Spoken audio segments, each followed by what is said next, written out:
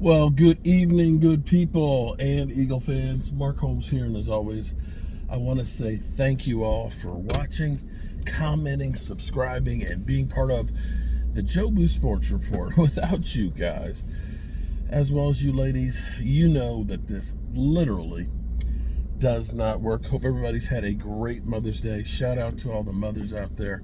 I got to spend some time with my mother. We got her nothing but cakes, and I tell you what, if you've ever had those, they're like crack. You eat those things and they are so freaking good, man. They are hard to stop eating them. Be that as it may, I also got her a lemon tree, and it's a patio, indoor, outdoor one, and everything else. And it's got little baby lemons on it, so it was really nice to go by and take the kids and the wife and everybody and go out to lunch.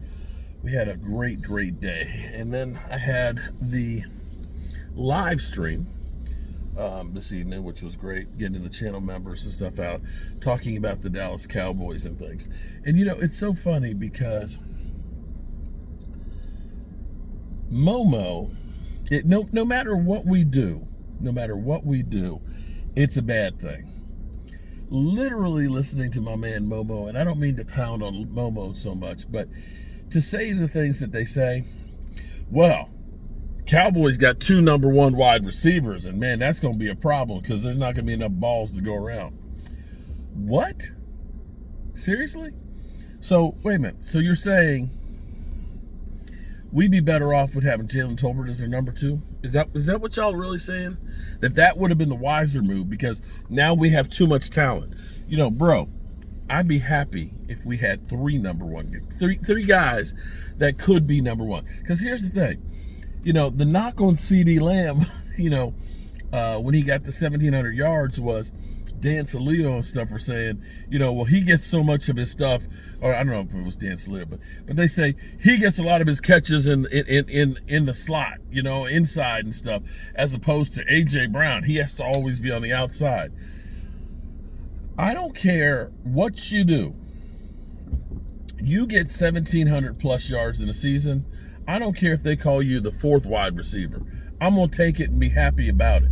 You're going to knock him because they say he caught a lot of that shit across the middle in traffic where they're literally ready to take your head off? Okay. But that's not why I actually started doing this video on my drive back. What I really wanted to talk about, though, was this is the first time that you look at the Cowboys actually getting help that will make other players better, as opposed to just saying we're going to rely on our one guy that is good. Now, keep in mind, we do have some players that are really good. Our problem is we don't maximize it. So, hypothetically, let's say Jalen Carter. Jalen Carter is an incredible player. Not going to dispute that. He really is. But Jalen Carter benefits from all of the people that are around him. I don't know that Jalen Carter is going to be as effective if he's on a shitty defense where everybody else is bad. Case in point, let me give you a better example. This will actually be a better example. Dante Fowler. When we signed Dante Fowler, there was nobody who was ecstatic about us signing Dante Fowler. They said, man, are you kidding me? Dante Fowler, this bum, man, he only had like 4.5 sacks on the Atlanta Falcons, man. He's no good. Well, in all reality, when you looked at the totality of that defense, the Falcons defense, he was the best player on there. So teams understood we're going to stop the number one guy, you know, and dare the other guys to try and do something. Dante Fowler was a really good player for us, and so good that he signed a nice contract with the Commanders for a year. And we're fortunate now because him being on decent rosters, that last year he had 10 sacks, 10 and a half. So is it now we're saying that Dante Fowler is a great player and he wasn't 4 years ago? Are we saying that now that he's 30, he's a better player than he was 4 years ago when we said he was a bum? No. He's been playing with better teams, and that makes a difference. And so that's where you look at this and say the Cowboys, we've had Micah Parsons. Now, you can say that D-Law has been a good run stopper, but I'm not sure that D-Law has been the pass rushing guy that you need to maximize what you're getting from Micah Parsons. And getting Dante Fowler back, getting hopefully Sam Williams as part of the rotation, getting Donovan Easy, if he pans out, Marshawn Nealon. If Donovan Easy is anywhere close to what he was in college, and there's no guarantee that he will be, but a guy who got 16.5 sacks in one season and 62 pressures, if he can replicate some of that production in the pros, you now have somebody who's going to take some of the pressure off. And, as the haters were talking in the chat, oh, well, you're still going to stop Micah Parsons. Yeah, I understand that. And some of the time, Micah Parsons might have to still carry the load where he's getting 2 and 3 guys that are arm wrestling around his neck. But that means with this other guy who can do other things that hopefully are Micah Parson-esque, he should feast on the backside. When you had Lawrence Taylor feasting, it wasn't just Lawrence Taylor. You had guys like Carlos Banks over there on the other side that were also helping to take some of the pressure off or feasting as well. And this is what we have to look at and say, the Cowboys haven't done this thing. So now you look at it and say, you got somebody to take the pressure off of CD. The fact that CeeDee Lamb had 1,740 yards or whatever it was, with literally Brandon Cooks only getting 600, is insane. Everybody knew, and to the man, CeeDee Lamb gets about 25% of the passes thrown his way. That's an insane amount of passes. We're going at 15 targets a game for him. And for those out there that are saying that, oh, well, this is going to be bad, I think CD was okay when he was averaging about 10 targets a game and setting the Dallas Cowboys record. Because what's going to happen is this.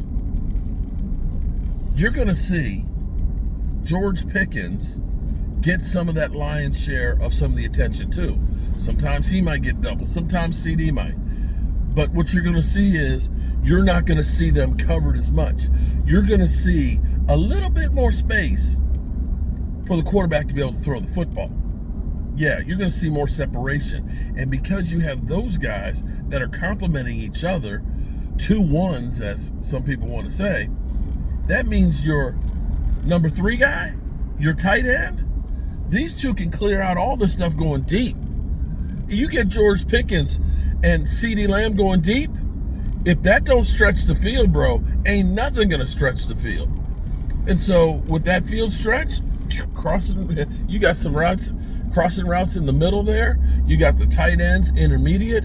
These things are going to complement what they do. And for Dak Prescott, this is finally the help that we've been looking for. I don't know what our running back room is going to be like, but I got to say, it's going to be better to have Miles Sanders and Javonte Williams and Blue and Mustafa. I screw up his name. I screw up names. That group is going to be better than Vaughn, Zeke, Dalvin Cook, and Rico. I'm just saying that is help for Dak Prescott. Now, I'm not one of these ones that are out here saying we're going to the Super Bowl, and I see idiots out there saying that. No, I'm not saying that.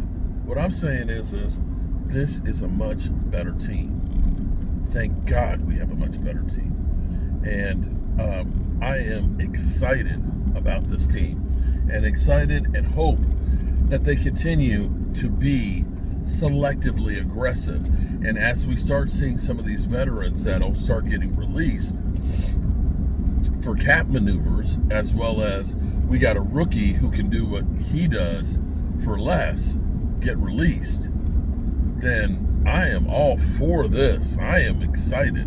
And for the first time, like my man Law Nation put out there, the Cowboys never draft to complement. They only draft to replace. Well, this is the first time they've drafted to complement. They really have, and not to replace. And you should be happy about it. That literally, I still can't believe people are saying that George Pickens is going to be a problem because you have two number ones and they're going to be upset. You know, the Cowboys threw about 60 passes more than the Steelers did last year. And you do know that, you know, with the talents that George Pickens has of getting deep, aren't there the same way because their quarterback stunk and couldn't get the ball down there. So you're going to see, even if CD Lamb's throws, catches, drop 3 or 4, I think he's going to be okay with it because he's going to make more bang for the buck when he does catch it. He's not going to have 2 guys draped on him. Stop trying to make problems for the Cowboys where there aren't any. Please. Alrighty, people. I've got some groceries I got to get ready for tomorrow. My daughter graduated nursing school, and so we're going to have a little nursing school after a graduate party tomorrow.